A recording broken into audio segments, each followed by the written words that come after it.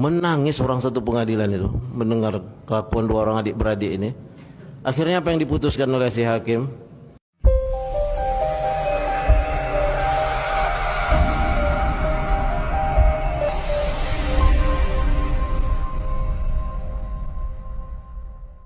Ada dua kisah.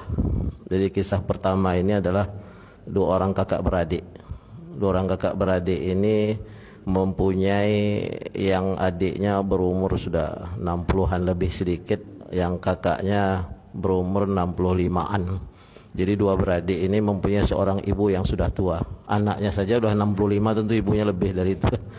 Jadi si adik ini biasanya dinasnya sebagai tentara dan jarang berada di tempat. Maka ibunya yang sudah tua ini diserahkanlah mengurusnya kepada kakaknya yang perempuan yang sudah berumur juga ketika dia pensiun ini sudah 65 tahun, dan itu 30 tahun lebih kakaknya ini mengurus ibunya ini dengan segala fenomena. Namun si adik tidak tinggal diam. Setiap apa yang dia terima dari gajinya bulanan itu separuh itu dikirimnya untuk kakak dan ibunya. Dan itu berlaku 35 tahun sampailah pensiun. Setelah pensiun, dia datang kepada kakaknya. Dia bilang, "Kakak, engkau telah mengurus ibu ini 30 tahun lebih, dan aku sekarang pulang. Aku sebelum pensiun itu sudah berniat, ketika aku pensiun ini aku tetap membiayai kalian, tapi aku ingin ibu ini pindah ke rumahku. Aku mulai ngurus." Ini kakaknya nggak mau. "Tak usah, biarlah tetap samaku." Ya.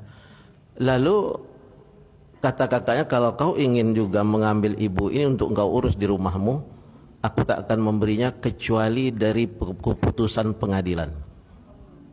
Bayangkan itu ya. Orang berbuat baik pun minta keputusan pengadilan. Nanti kita akan hubungkan dengan ayat itu. Akhirnya dia bercerita sebelum masuk ke pengadilan, dia cerita sama hakim itu. Menangis hakim ini mendengarkan orang kok berbuat baik, berselisih karena ingin berbuat baik. Biasanya bawa ke pengadilan itu masalah kan. Nah, ibu-ibu langsung iya nih. Akhirnya dicerita sama hakim, baiklah, ditentukan waktunya, datanglah semuanya. Jadi ketika datang ke pengadilan itu, si adik itu menggendong bagian tubuh ibunya yang dari pinggang ke atas, yang kakaknya menggendong dari bagian pinggang ke bawah. Berdua dia membawa ke pengadilan itu, padahal ibunya masih bisa berjalan, tapi memang orang tua, umur dah 90-an, sampai duduk di tempat pengadilan itu. Akhirnya dilaporkan sebagaimana kisah tadi.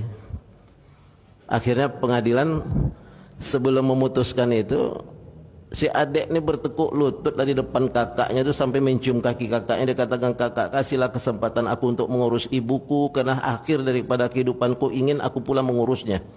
Kata kakaknya, "Wahai hakim, selama kami mengurus ibu, saya mengurus ibu, itu aku dan ibuku itu dia sudah membiayainya.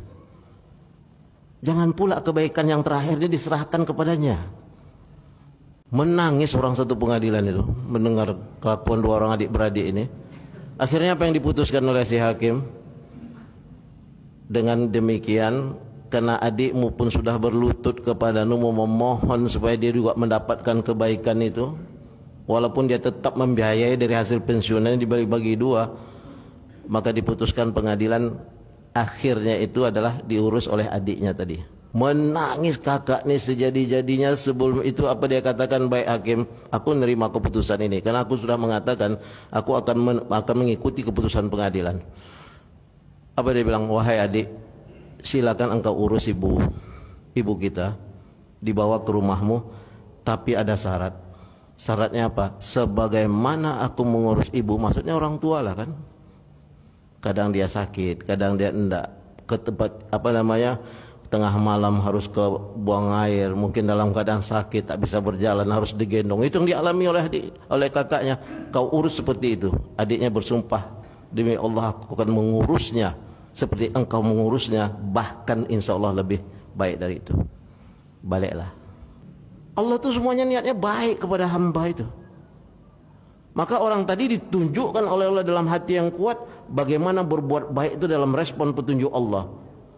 Tidak sepakat dia untuk meletakkan ibunya ke panti jompo, tapi berebut dia berkhidmah. Apa yang membuat mereka begini? Respon hatinya itu memang dekat kepada Allah, melakukan kepada hasanah. Hasanahnya itu tadi. Kenapa dia berdiam diri? Karena memang dia merespon petunjuk Allah itu dengan cepat. Kenapa? Berkat nilai keimanan itu tadi.